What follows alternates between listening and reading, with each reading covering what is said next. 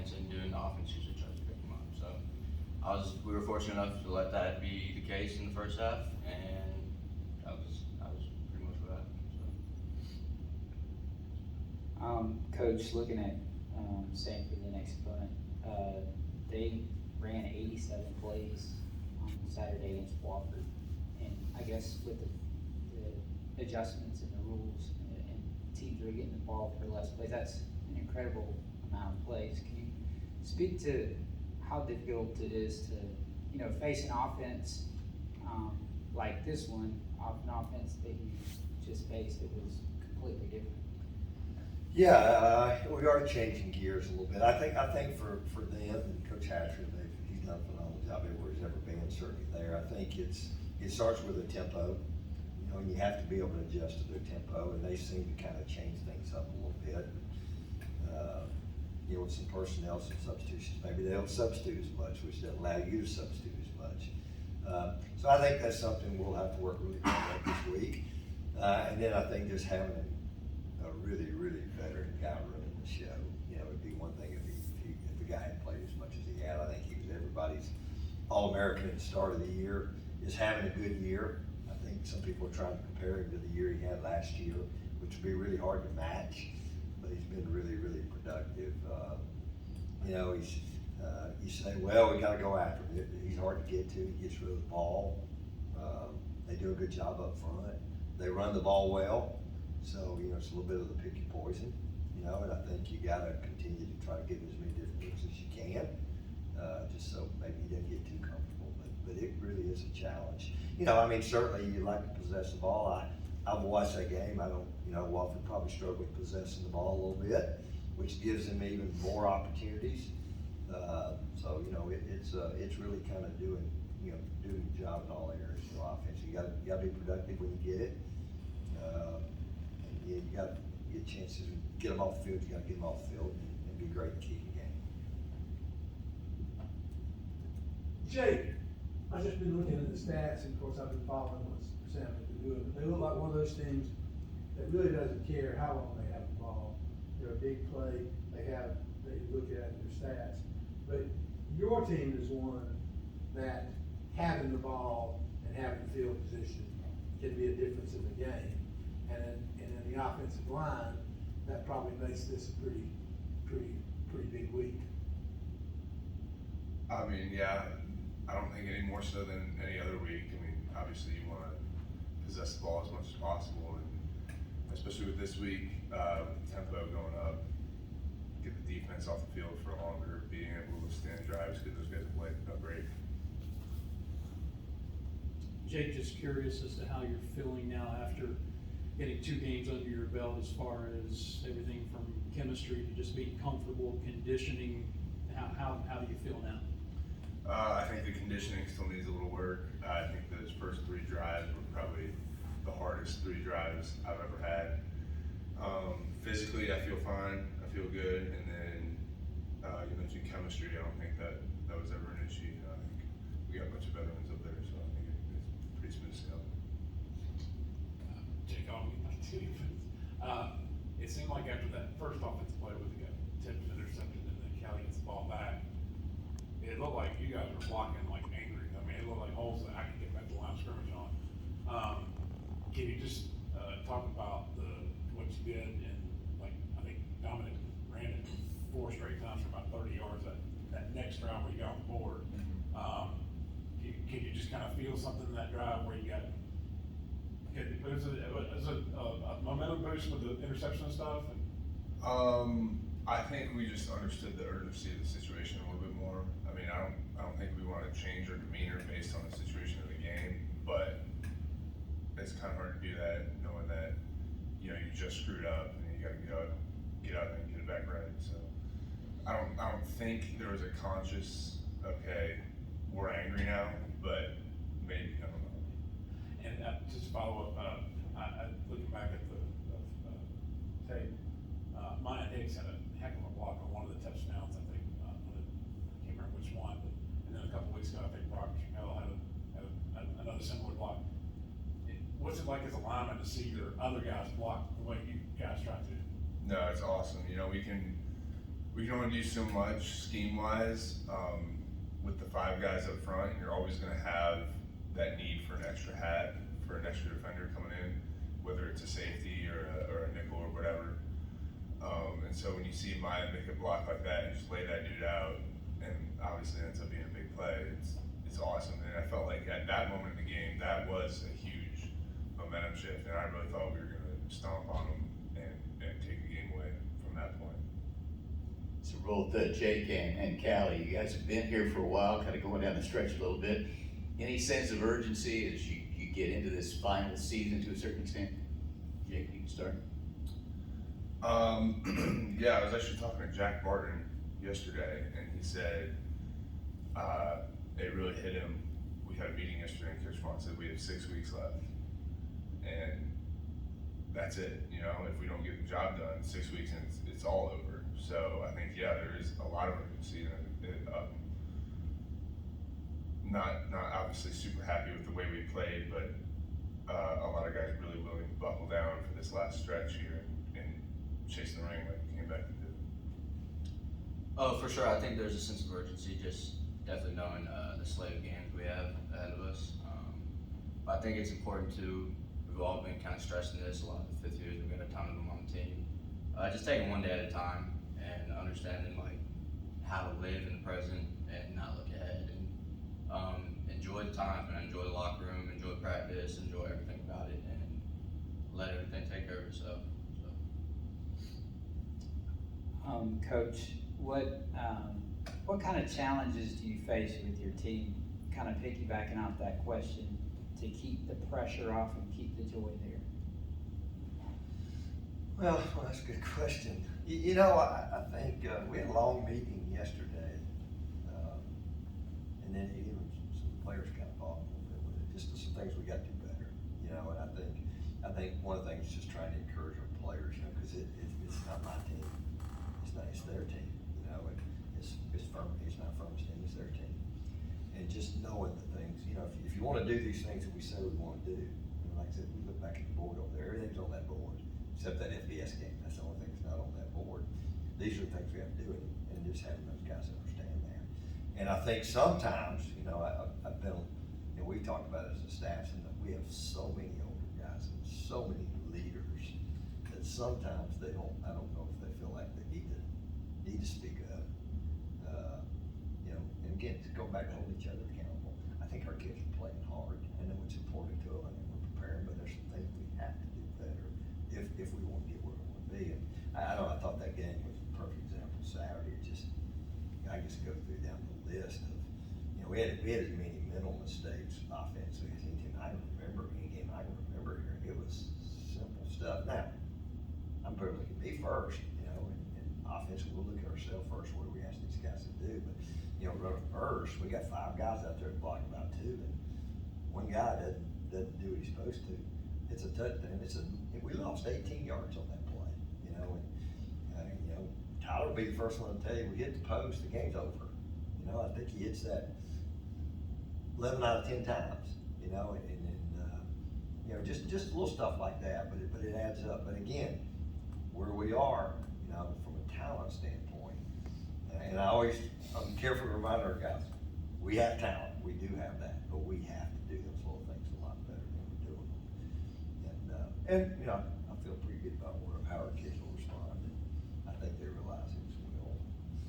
And certainly be a fun one to go get ready to play this week. It'd be certainly a big challenge, but I think our kids are excited to go play. I think it's 8 straight SoCon wins since the last Sanford game.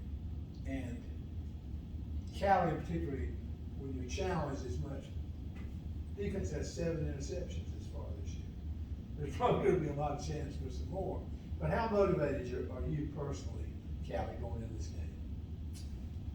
I'm not any more motivated than anyone else. I feel we are at a good understanding of the motivation behind this game.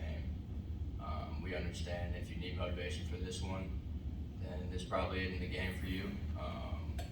We know what happened last year, and we're excited to get this thing rolling. And we need to practice a lot better, and we will this week. And we've got a big challenge ahead of us. And I know the defensive backs, the defense, we're all, and the offense as well, we're all very very excited for it. So Clay, when I talked to Justin on Thursday, the idea then was that Dom was probably only going to play in an emergency situation. You're gonna try to hold him back a week. And yet he's out there at the beginning and ran really, really well. What changed? Did he lobby to play? What was the circumstances? Probably a little bit of both. You know, he practiced Thursday, which is a lighter day. He looked really good. Said he felt really good. And so I really, you know, he wanted to play. And so that's really kind of how it started. He got there. He started really well. And played really well. And I thought he looked really good yesterday. So he hadn't been 100% since played the first series of the Kennesaw game. So I think he's about as close to that as he's been, you know, now, certainly. You know, I'll say this, you know, Jaquan, really significant injury, you know, certainly he's out for the year. Gonna be a long recovery, you know, the injury that he had. I hate that for him, you know, for our team, but, you know, and so, you know, Mayan's done some really good stuff. You know, we've had, you know, we got 3 guys that we were counting on, not playing right now at that position. That may be the deepest position on our football team at the start of the year. Well, we try to be deep at that position. It's a little bit of the nature of the position. And, but, you know, Mayan there, you know, Wayne Anderson, you know, you may see Wayne in there a lot more, certainly with his original position. Kind of excited what Wayne can bring to the table from the explosives, because I still think the thing, you know, we go back a little bit offensively, it's just the explosive plays that we're either leaving out there and not creating, or things that we've got to continue to get better. I think we've shown we're a pretty good grinding bunch, and you know, but again, we don't want to play in a phone booth, you know, and sometimes we feel like we are there a little bit. But as far as Dom, I mean, that was just simple as that. He got better and better as the week went on. Felt good, and again, felt good Sunday. So we're certainly better when he's part of our team. Coach, you mentioned last week, this was your 30th Seminole game. And have you ever had one before where you're 28-0 in the third quarter, you win by 2 touchdowns, and nobody seems unhappy afterwards? And it just speaks to where you are, where this program is at now. Well, again, I think I said this after the game. You know, it's something we always, this program, it's been that way. I think we've gotten back to that point. We kind of feel like we got standards we got to uphold. We didn't uphold the standards that we played. And, you know, we're up 28-0, and you know, really, I think that's maybe we kicked it off. We said, okay, here's Elton Coffin, we're going to do it. We didn't play very good defensively on the drive. Then we get it back, and we still offensively. That's when I think we missed the throw. And, you know, so it was just some things that I thought we did that we don't normally do, just some mistakes. And I'm all for giving the opponent credit, but you know, block a guy off the edge, he's got a chance to make a play, you know, and make him beat the block, you know. And we get, you know, and I was talking to Mills that those times we didn't block the right guy, or we got 2 guys on 1 on the perimeter when we got 2 for 2, and so just. But yeah, again, I say it, we celebrate victories, and we celebrated. We did, but again, a little disappointed in certainly how we played.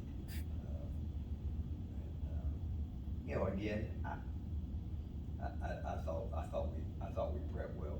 We just at the end of the day, attention to detail, and execution. That's really what it's about. We're doing that stuff pretty good, but those are areas we just got to continue to get better at.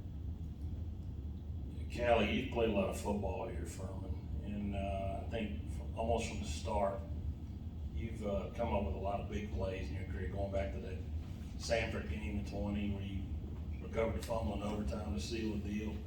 Last year, I recall the batted pass against Chattanooga that sealed that deal.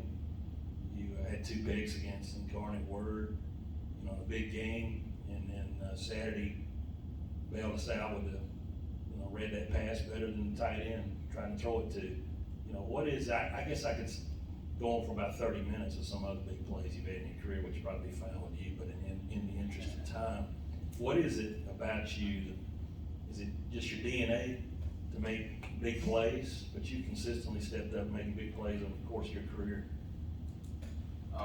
Yes, sir, I appreciate that, by the way, but, no, I don't think it's personally me every single time. I think that a lot of times these coaches are putting us in great positions to make plays, probably more than the regular football watcher realizes. And these coaches do a great job of schematically putting us in the best position to make plays every single Saturday. So a lot of these plays, honestly, are that. Can't take credit for all of them. But yeah, I mean, these coaches do a great job, again, week in, week out, grinding through the game plan, making sure we understand what the game plan is, making sure we understand tendencies of teams, and I do with that information what I can on Saturdays. So. Coach, does last year, I think I know the answer, does last year's game have anything to do with this year's game? Well, it took a little longer for somebody to ask me about that. I mean, they're defending conference champion, and I addressed first thing on our team yesterday, I addressed first thing the call, which was a terrible, terrible call, should never happen. But, we lost a football game a year ago because from that point on, they outplayed us, outcoached us. That's why we lost that football game. I do think that game, I think you saw the change in our team after that game. Tyler didn't play in that game, so I'm certainly excited to have him play it. I think we're certainly a better player, better team with him in there. But but they're defending conference champion, and they got a really good team. I know they went through a 5-hour delay in the locker room at Western Carolina. I think they gained 14-7. I can't imagine sitting up there for 5 hours in that situation. When they threw 2 pick sixes, maybe had 2 called back against Chattanooga. I think you always read into scores, again, and then they lost to Auburn, so they got a really good team. 40 plus transfers on their roster. I think our guy County told me this morning, 42 was the number I think he told me. Defense just sorting through who they got. They did that a year ago. It worked out really well for them. The changes. A lot of those guys are gone. They got a whole nother group in there.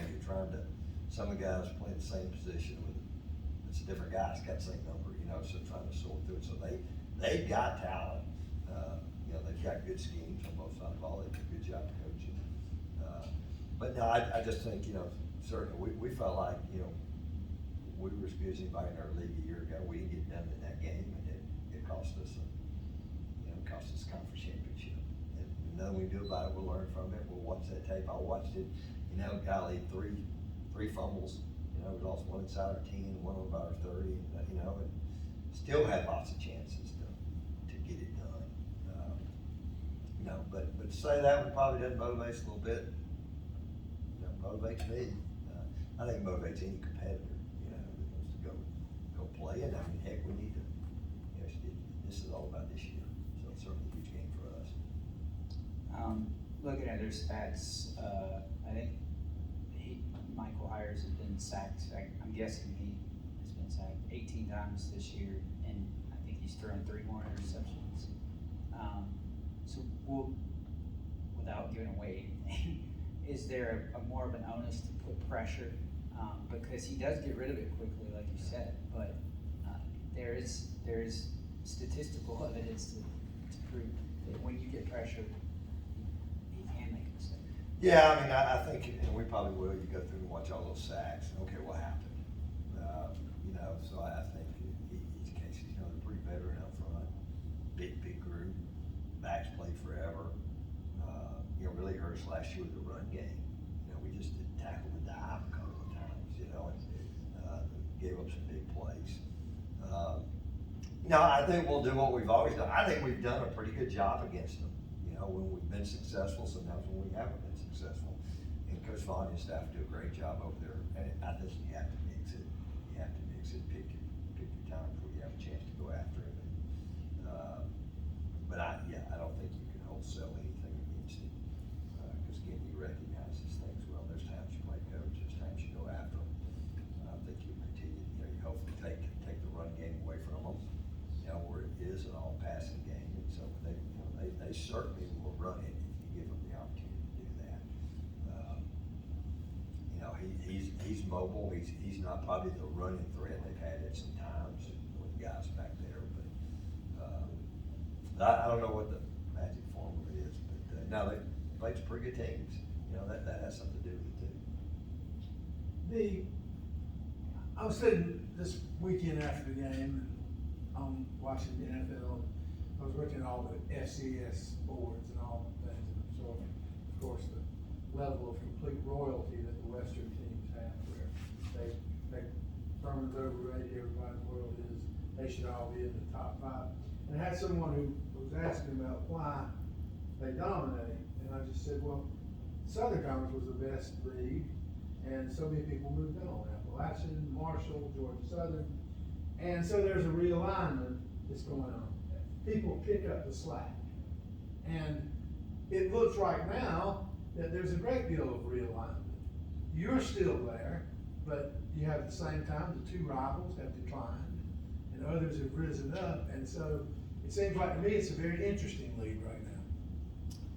Well, you know, I think there are 5 really good teams in our league right now. I think there's certainly some teams going through transition, and yeah, I mean, if you still had all those teams that were in this league, could you imagine if they were still playing, you know, in our league, you know, and I don't know how many years ago, I don't know what year it was that the Dakotas got rolling a little bit, but you know, in, 2000, well, the last time I think we were ranked 2006, you know, or as high as we have been, or 2004 or 5, where I thought we had the best team in the country both years. They were probably playing Division II. I don't know. So there's lots of changes. Well, one thing is they haven't moved up, and a bunch of teams. Well, they haven't, and you know, big schools, big investments, you know, in their programs, and you know, I think that doesn't make a difference. Absolutely, it does, and they certainly play good football. They do. There's a lot of people play good football everywhere, but I think right now there's, like I said, there's no teams in our league that I think line up with anybody toe to toe, and we'll see it. And we're fixing to run the gamut here a little bit, you know, coming up. That's okay. Makes it fun too. I mean, we ran the gamut a little bit last year. I thought, you know, if 2 of those teams in our league had won the last game, they would both gotten in. You know, so I think they would have at least. You know, so again, we just got to control what we can control. You know, certainly gonna be challenged. You know, like I said, this week's the one that matters, but it'll be an interesting next 6 weeks in the Southern Conference just to see what happens. For both of the players, Coach just talked about talking to you about last year's Sanford game and how that probably should be some motivation. Other side of the coin, Sanford's already suffered 2 losses in the league, and they're playing for their possible playoff lives moving forward. So they're gonna be motivated. You're motivated, they're motivated. At the end of the day then, doesn't it go back to what Coach mentioned at the beginning of this? You have to, in a sense, throw all that out and execute, do your jobs. Is that going to be the most important thing in this game? Callie, I'll start with you. 100%. I think motivation can only get a team so far at the end of the day. You gotta go out and execute, exactly like you said. Doesn't really matter if you're not executing on Saturday. So yeah, I think the biggest key to this weekend is gonna be going out there, no matter how motivated we both are, and out execute them and outplay them. So. Yeah, I mean, yeah, same thing. Like you said in your question, once the ball is kicked off, motivation doesn't matter. It comes down to who plays better. It comes down to who does the job better, and who cares about it more in that moment. You know. Coach, I just wanted to kind of go down. So, would you anticipate Dominic Lyon and Wayne Anderson being available on Saturday? And that's kind of your running back situation moving forward. Yeah, I think that, and Ben Crocell's a guy that's really kind of interesting. Where at some point we got to get Ben, and Ben brings a little something to the table. So I think again, probably the deepest room in our team. You know, one of the reasons we moved Wayne, you know, a year ago, and then we felt like, you know, maybe the other deepest spot on our team is wide receiver now. So it kind of gives us the ability to do that. And he's certainly a threat. So I think that's kind of what the plan will be. Lions done certainly Wayne's a proven guy, you know, in the past, his ability to do that stuff, he's a kick return game. So that'll kind of be the plan. This is for either Callie or Jake. You guys have a lot of experience playing together. And he mentioned, Stanford also has a lot of experience, but a lot of their guys, 42 of their guys are transfers. How much does it help? Do you draw upon the fact that you have the continuity, maybe in a game, in a big moment, does that give you a bit of confidence? Yeah, I mean, like we were talking about earlier, Callie always finds a way to come up with a big play. So I know coming off a drive, I know somebody on that defense, one of these guys that have known for so long, he's gonna find a way to come up with a big play. So yeah, it lets you play looser and just play faster, knowing that somebody's got your back. Do we have any other questions? Monty? Just looking at this, I was just going over the stats before, sit here 15 minutes ago, and so much on those stat sheets are very healthy.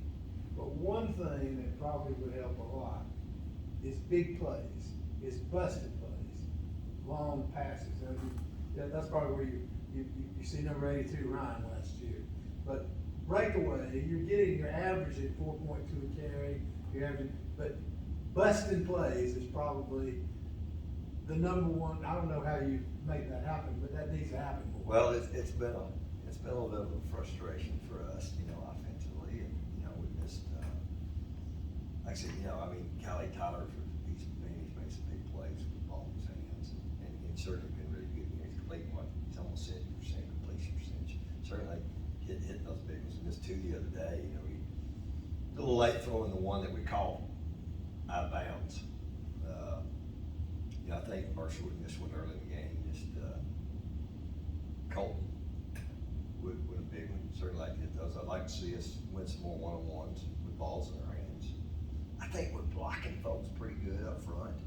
Like I said, I think our guys are doing, you know, but just trying to get some of those explosive plays, maybe getting something sometimes where we don't have everybody blocked, because there's not gonna be a lot of times when everybody's blocked, but win a few more of those one-on-ones. And, you know, certainly Dom has the ability physically to break tackles and do some different things. But I think that's something we're continuing to, you know, like I said, if we had 2 of those, I think we felt a whole lot better about the game, you know, and we had a number of them in the run game and in the pass game. I think we should make.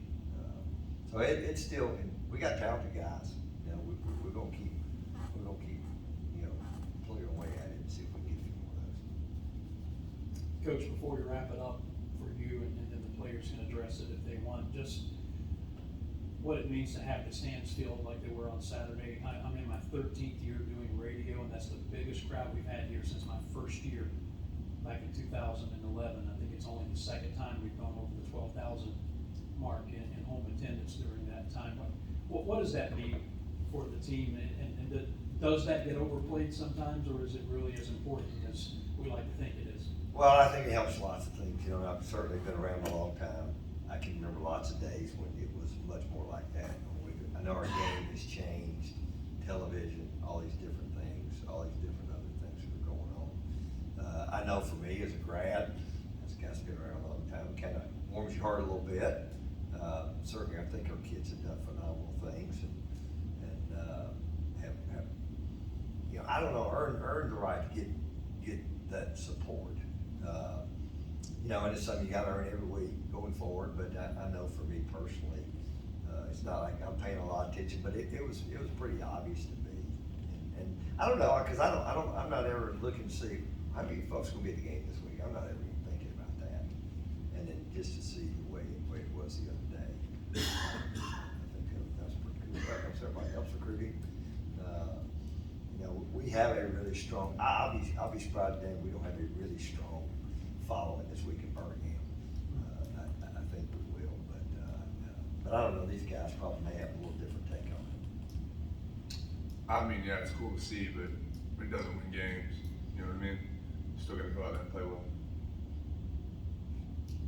Yeah, piggyback off of that a little bit. It is nice, it's awesome. We really appreciate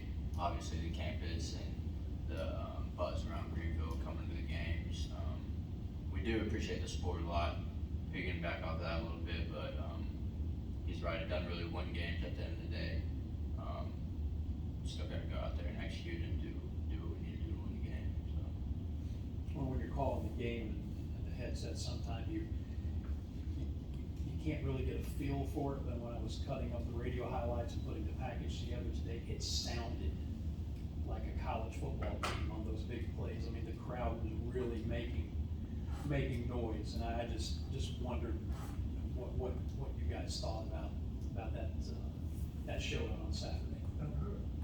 Yeah, it does, you know, and I think I get asked with a headset on, you're kinda, even when you're in Columbia, sometimes it's just kinda, you don't really realize, you know, that situation. But no, it was certainly coming, you know, when we entered the field, you know, pregame, you know, they've done a great job creating that environment, that student tailgate. I mean, you can just, I mean, that's gonna be one of the first things you notice.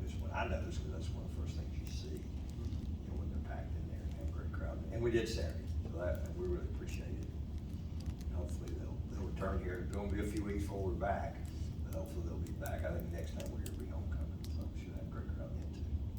Anything else from the group? Final thought? No, just Ken, appreciate you being here. You know, decided to go have a week of practice, which it'll take, and there's just a lot of things we gotta be better at. Again, I think our kids are committed to doing that, excited to be, you know, again, be a huge challenge to go to Birmingham's place we've played well, you know, so, we expect to go play well again, but again, it'll take a great week of prep and great Saturday of execution to have a chance to go get a win.